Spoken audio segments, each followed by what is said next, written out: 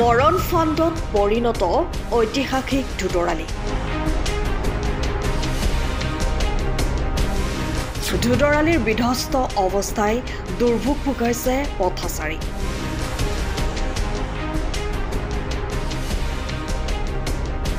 কাৰ পকেটত সোমাল কোটি কোটি টকা।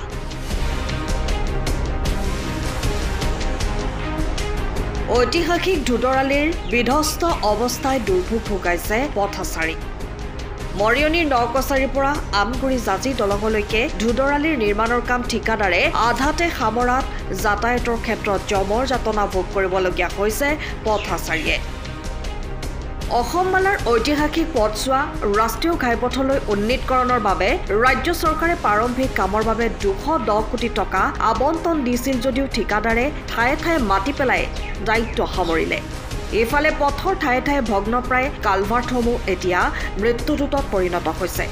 এতিয়া পথছোৱাত দ গাঁতৰ সৃষ্টি হোৱাত নিতৌ দুৰ্ঘটনাৰ সৃষ্টি হৈছে যদিও নীৰৱ হৈ আছে লোক নিৰ্মাণ বিভাগ। উপায় নাইকিয়া হৈছে, কি কৰিব এতিয়া। এই মাজতে আজি অলপ দিনৰ আগতে আহিছিলে, মিনিষ্টাৰ আহিছিলে, সেইদিনা অকণমান সমান কৰিল, তাৰপৰাতো নাই, খবৰেই নাই। এতিয়া আমাৰ গাড়ীবোৰে এবাৰ অহা যোৱা কৰিব পাৰোঁগৈ আৰু বহুত অসুবিধা হয়, বহুত অসুবিধা। মানে এতিয়া চৰকাৰীবিলাকে ক'ব, আমি ক'বলৈ নালাগে আৰু। ৰাস্তাৰ কাৰণেতো আমাৰ যথেষ্ট অসুবিধা হৈছে ন, অহা যোৱা কৰিবলৈ বা আমি এতিয়া এইটো লাইন চলাবলগীয়া হয়। ৰাস্তাটো ভাল কৰিয়ে দিয়া নাই ইমান দিন খান্দি মেলিটো। আমাৰ লগতে পেচেঞ্জাৰো কষ্ট হৈছে। এতিয়া এনেকুৱা হৈছে যদি আগদিনা আপোনাৰ চিলাই কৰি পেচেণ্টে এইটো ৰাস্তাত আহিবলৈ চিন্তা কৰা হ'ল। আৰু ৰাস্তাটো যিমান দিন হ'ল সিমান দিন কামটো হোৱা নাই ন, যেনেকৈ আগবাঢ়ি যাব লাগিছিল। এইটোতো এতিয়া এনেকুৱা কৰা কমচে কম 1.5 মাহ 2 মাহ ওপৰত হৈ গ'ল। ৰ'দ হ'লে একদম ধূলিৰ পৰাতো মানুহ থাকিবই পৰা নাই। গাড়ীটো বহুত বেয়া হৈছে আৰু পেচেঞ্জাৰ নুঠো বুলি কৈছে এইটো ৰাস্তাত। পেচেঞ্জাৰ উঠিবলৈ দিগদাৰ হৈছে। এইটো অতি দুৰ্ভাগ্যজনক কথা যে ইমান টকা ব্যয় সাপেক্ষে চেংচন হোৱা এই ৰাস্তাটো আজি 2 বছৰ 2.5 বছৰ হৈ গ'ল ইয়াত মেৰামতিৰ নামতে কৰি আছে, কিন্তু ৰাস্তাটো ইয়াত সোনকালে তেখেতসকলে বনাই দিব পৰা নাই।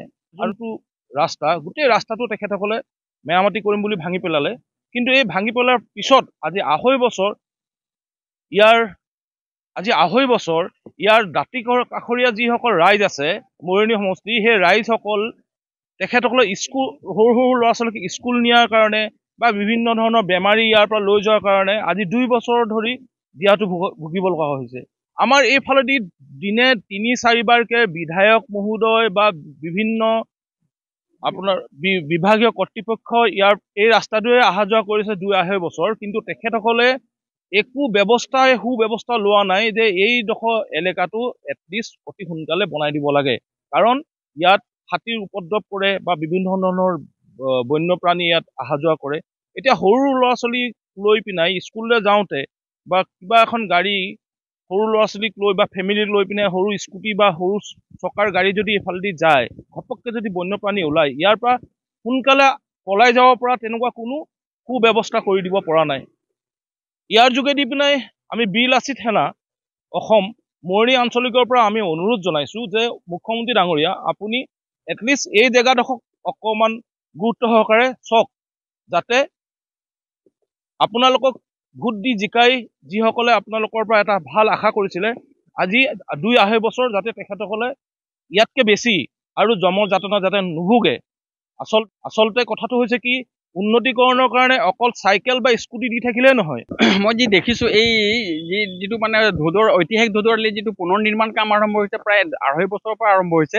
কিন্তু আমি যি দেখিছোঁ যিবিলাক ঠিকাদাৰ প্ৰতিষ্ঠানে এই ঠিকাটো আবণ্টন পাইছে, তেখেতসকলে খৰালিটোৰ কাৰণে মানে বাৰিষাটোৰ কাৰণেহে ৰৈ থাকে, যাতে কোনো ধৰণৰ মানে ৰাইজৰ মানে কোনো ধৰণৰ যাতে কোনে ক'বলগীয়া কোনো নাথাকে। গতিকে আমি আচলতে এটা কথাই ইয়াত ক'ব লৈছোঁ, যিটো ঐতিহাসিক পথটো যিটো মেৰামতি কৰিবলৈ লৈছে, এই পথটো যাতে অসম চৰকাৰে লোক নিৰ্মাণ বিভাগৰ জৰিয়তে অতি সোনকালে উন্নতিকৰণ কৰিবৰ কাৰণে আমি অনুৰোধ জনাইছোঁ। যিহেতুকৈ ইয়াৰ যি পথচাৰী, এই পথচাৰীৰ যি অচল ব্যৱস্থা হৈ আছে সকলোৰে, গতিকে এক মানে আৰু এই এৰিয়াটো আৰু এই ধুদৰালি যিটো এৰিয়া যিটো মেৰামতি যিটো হৈ আছে বৰ্তমানলৈকে, সেইটো এটা দুৰ্ঘটনা জৰ্জৰিত এলেকা হিচাপে মানে আমি যি ধৰণে দেখি পাইছোঁ। গতিকে আমি অসম চৰকাৰক এটাই অনুৰোধ কৰিছোঁ যাতে এই ৰাস্তাটো অতি সোনকালে উন্নতিকৰণৰ কাৰণে ব্যৱস্থা গ্ৰহণ কৰে। আপুনি ঘৰখনত জাপানী চৌকাত দৰ্জা খিৰিকী গ্ৰিল গেট আদি লগাব বিচাৰে নেকি যিবোৰ দীৰ্ঘদিন অটুট থাকিব তেন্তে পলম নকৰিব আমাৰ বিপণীলৈ আহক যোৰহাটৰ একমাত্ৰ আমাৰ বিপণীত এনে উন্নত সামগ্ৰী উপলব্ধ এই মেচিনটোৱে বেণ্ড কৰা হয় দৰ্জা চৌকাত আৰু উইণ্ডো বনোৱা হয় বাকি আমাৰ গেনব্লাইজত হয় এইবিলাক আমাৰ ঠিকনা শ্ৰীৰাম এলুমিনিয়াম চেণ্টাৰ ডিচিবি তিনিআলি তৰাজান যোৰহাট 785006 যোগাযোগৰ নম্বৰ 8638967754 অথবা 9401552548 পাল্লা বনোৱা আছে গেলভেনাইজৰ হয় এইটো প্ৰেছ ষ্টিল বুলি কয় গেলভেনাইজৰ উইণ্ডো হয় ইয়াত ষ্টিলৰ এইবিলাক গ্ৰিল দিয়া আছে এক্সট্ৰাকে গ্ৰিল প্ৰয়োজন নাই গ্ৰিল সব লাগি গৈছে আৰু ইফালে মস্কিটো নেটো দিব পাৰে এইটো মস্কিটো নেট এফালে বেক সাইডে মস্কিটো নেটৰ পাল্লা আছে পকাত নি পিনে ঘৰটো আৰম্ভ কৰোঁতে লৈ যাবলগীয়া হয় তেতিয়া পকাত দি দিলে মানে ইয়াত ঢেলাই সোমাই যাব মছলা সোমাই যাব